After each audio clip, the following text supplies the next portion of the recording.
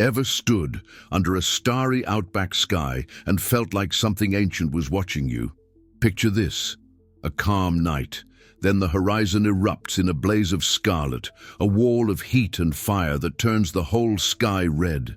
Thousands of years ago, indigenous Australians told stories about that exact moment, about fiery devils and stars crashing to Earth. Today, scientists have matched those stories with real impact craters and meteors. In this video, we're diving into those cosmic memories, exploring how oral traditions, personal experiences, and hard science weave together. Stick around, because by the end, you'll never look at the evening star the same way. And hey, smash that like button now so more mates can journey with us. In Australia's central deserts, everything has a story, even the ground beneath your feet. Long before telescopes or documentaries, Aboriginal elders shared yarns about fire from the sky. They spoke of gods casting blazing stones to punish wrongs, of nights when the sky turned blood red. For outsiders, these were dreamtime tales, but to those who told them, they were eyewitness accounts. Modern researchers have shown these stories align with impacts like the Henbury meteorite strike around 4,700 years ago. When Western scientists first visited the Henbury crater in 1931, their Aboriginal guide refused to go near the holes. His grandfather had seen a fiery devil fall from the sun and burn the earth, and he warned that anyone drinking rainwater from the craters would be eaten by that devil. These details weren't imagination. They match perfectly with what happens when a nickel-iron meteor explodes over the desert. Across the country, similar memories exist. Elders near Queensland's Crater Lakes recall an explosion felling tall eucalypts, and pollen samples confirm those forests were once scrub. In coastal Victoria, the Gunditjmara tell of a giant wave roaring inland and of people who fled to higher ground. Geologists have found thick layers of ocean sediment far from the coast, confirming the region's history of tsunamis. These aren't mere coincidences. They're a testament to oral records that have survived millennia, carrying accurate scientific information. Over the next 15 minutes, we'll explore 5 tales of fire from above, how they were lived, how they were passed down, and what modern science says today. Picture a cool evening in the heart of the desert. Families are cooking kangaroo tails over a campfire and sharing jokes. Suddenly, a searing light races across the heavens. There's a deafening boom, the ground shakes, and a blast wave knocks people off their feet. In the Luritja, people's memory, this was no ordinary meteor. It was a fiery devil tearing down from the sun.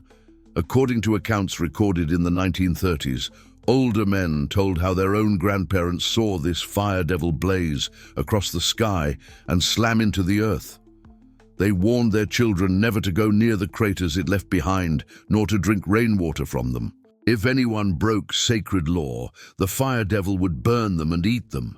When scientists later walked into that crater field, their Aboriginal guide stopped meters before the rim and refused to follow.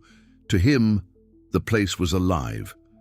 This reaction may seem superstitious, yet it mirrors what we now know about the Henbury meteorite, a large nickel-iron mass that fragmented before impact around 4,700 years ago, carving 13 craters up to 180 meters across.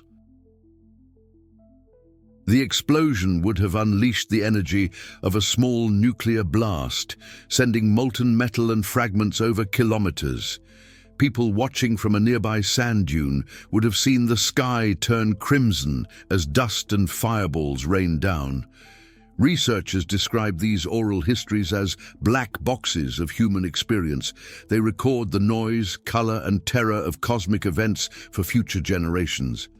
Unlike a dry textbook, the story about the fire devil uses personification to make the memory unforgettable. And here's the loop. While the elders spoke about a supernatural being, they also described precise physical effects: shock waves, burning embers, cavities in the ground that allowed scientists to identify the crater thousands of years later. Keep that in mind, because in the next section we'll look at similar overlaps between mythology and meteor science. Fast forward to 2013, in the Russian city of Chelyabinsk, drivers' dashcams captured a streak of light tearing across a winter sky. Seconds later, a shock wave shattered windows and injured many people. The blast was enormous. Those who saw it described the sky going white and red, feeling a wave of heat and then an eerie silence. Those descriptions sounded familiar to anyone who knows indigenous stories. Researchers draw a direct line between that footage and stories told by the Evenk people of Siberia about the 1908 Tunguska event. The Evenk recall a shaman calling upon the god of thunder to punish an enemy. As the fiery star struck the earth, an explosion flattened 80 million trees across 2,000 square kilometers. Elders still talk about the noise, the heat and the fear as if it happened yesterday. Across northern Australia, the Wardaman people tell of Utjungon, a being who lives in the dark Coalsack Nebula near the Southern Cross. If the law is broken, he will cast down a fiery star to shake the earth and topple the trees. Like the Lurich's fire devil, Utjungon's wrath is both a moral lesson and a physics lesson. Break the rules and you risk a meteor impact. When researchers compare these stories with modern events like Chelyabinsk and Tunguska, they find uncanny parallels.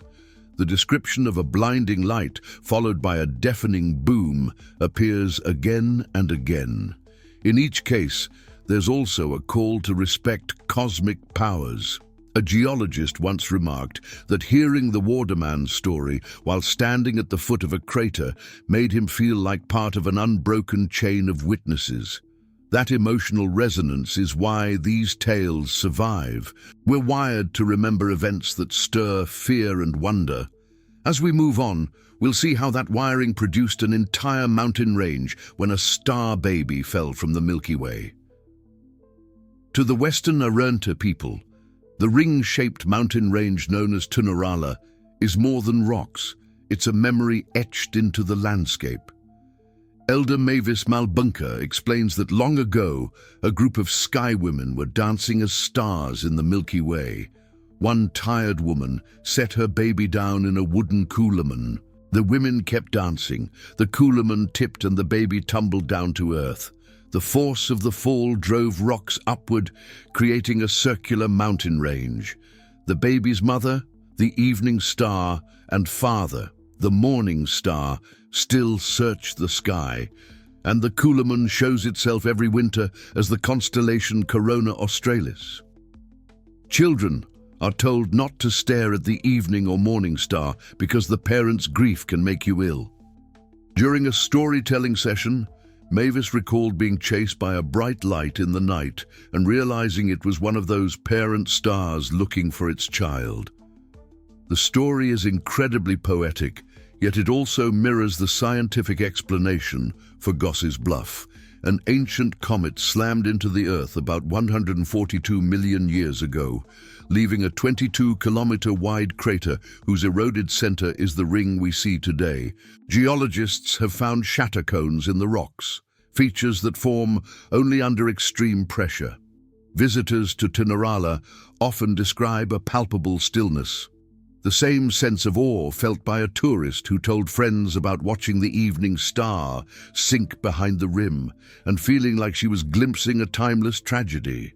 That emotional layer is why the story persists.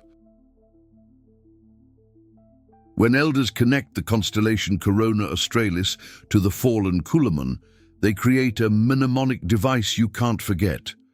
The narrative also teaches caution. Don't stare at certain stars, respect the sight, and understand that cosmic events leave scars. The imagery of the baby's fall adds innocence to a tale of cosmic violence. Keep that interplay in mind as we turn to another crater where a star fell so hot it turned the sky red. Travel northwest to the Great Sandy Desert and you'll find a near-perfect circle of red earth over 800 meters across. Western science calls it Wolfe Creek crater, but the Jaru name is Kandimalal. Jaru elders share multiple dreaming stories for its origin. One narrative tells how two rainbow snakes carved the creeks across the desert, and one snake emerged from the ground to form the crater. Another story, recorded by Elder Jack Juggery, is startlingly similar to modern descriptions of meteor impacts. Jack recounted that one day, the crescent moon and the evening star passed very close to each other. The evening star grew so hot that it fell to the ground, causing an enormous explosion and flash, followed by a dust cloud and noise. People were terrified. They stayed away until the dust settled, then realized this was where the star had hit. They named the place Kandimalal, and it features prominently in regional art. The story was passed down from Jack's grandfather's grandfather, suggesting it predates European contact. When geologists measured the crater, they found it to be about 875 meters in diameter and around 60 meters deep. For decades, it was thought to be 300,000 years old, but recent research places it at less than 120,000 years, long before humans arrived in Australia. This means the evening star story cannot be a literal eyewitness account of the impact. Instead, it may record a vivid meteor seen in living memory, later woven into an origin story for the crater. Jaru artists paint Kandimalal with swirling bands and bright centers, reminiscent of both rainbow snakes and meteor flares. One tourist described camping near the crater and being awoken by an eerie glow on the horizon, imagining for a moment the evening star falling again. Whether the legend preserves a memory of a fireball or not, it serves as a cultural warning. Cosmic events are powerful. Respect the land, and remember that even stars can fall. That theme, cosmic warnings encoded in stories, ties our next example back to the ground beneath our feet. The idea that a story can carry real geophysical data might sound fanciful, but research around Australia shows it repeatedly. Near Cairns, crater lakes dot the Atherton tablelands. An Aboriginal story from this region tells of a time when two spirits fought, and their rage made the ground shake and the sky glow red. Trees toppled and fire rained down. To outsiders, it sounded like myth. Yet pollen samples from Lake Ecom show that around 10,000 years ago, the area was eucalyptus scrub, not rainforest. An explosive volcanic eruption heated the ground and felled tall eucalypts, just as the story described. After the eruption, rainforest species colonized the region, turning the old scrub into the lush lakes we see today. The oral record captured not just the violence, but the ecological transformation. Down south in Victoria, the Gunditj Mara people tell of a huge wave of water roaring inland, sparing only those who climbed a mountain. Geologists have drilled cores from the area and found thick layers of ocean sediment far inland, evidence of ancient tsunamis. When a tsunami swept across Southeast Asia in 2004, the Andaman Islanders survived because traditional law taught them to run when the ocean receded. Another story from northern Queensland speaks of stars falling and the ground cracking. Researchers linked it to a meteor airburst that left strewn fields of glass. These examples show that oral traditions aren't just poetry. They are data sets stored in people's memories. A geologist once likened them to geological field notes encoded in metaphor. In each case, the sky turning red or the sea roaring inland is a sensory marker that anchors the memory. When told around campfires, the story warns listeners about real dangers: volcanoes, meteor impacts, tsunamis. That warning may save lives thousands of years later. As we head toward our conclusion, consider how many other stories about red skies and falling stars might hold clues about the land you live on. Throughout this journey, we've moved from campfires in the desert to dashcams in Siberia, From star babies falling out of coolamans to rainbow snakes carving out craters, each story carries at its heart a moment when the sky seemed to turn red. For the Luritja, it was the fire devil blazing down from the sun and leaving behind a field of smouldering holes. For Jaru elders, it was the evening star getting too close to the moon and plummeting to earth. For the Arente, it was a baby falling through the Milky Way and its parents' grief lighting up the night. Modern science doesn't dismiss these stories.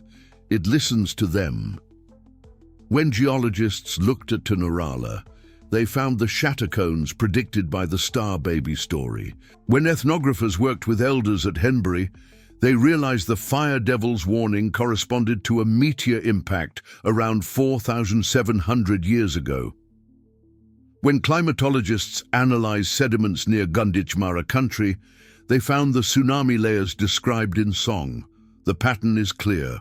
Oral traditions capture the sensory experience, the heat, the color, the fear, and wrap it in metaphor and morality so it can be passed on. They challenge the stereotype that oral stories fade after a few generations. Some may persist for tens of thousands of years. As a viewer, you're now part of that chain. Next time you watch a meteor shower or see a red sunset, think of the Luritja guide who refused to drink crater water, the elder who told his grandchildren about the hot star, or the woman who warned children not to stare at the evening star. Their voices remind us that the cosmos isn't just out there. It's woven into our stories, our landscapes, and our identities. Honor those stories, share them, and keep looking up. If these tales of red skies and fallen stars moved you, hit that like button so more people can discover the wisdom hidden in indigenous stories. Drop a comment about which legend resonated with you, or share your own family story about a strange light in the sky. And make sure to subscribe and ring the bell so you don't miss our next deep dive into the secrets of reality. Share this video with mates, family, or anyone who loves a good yarn. The more we listen to each other, the more we see that science and story aren't at odds. They're two ways of reading the same sky. Cheers for watching.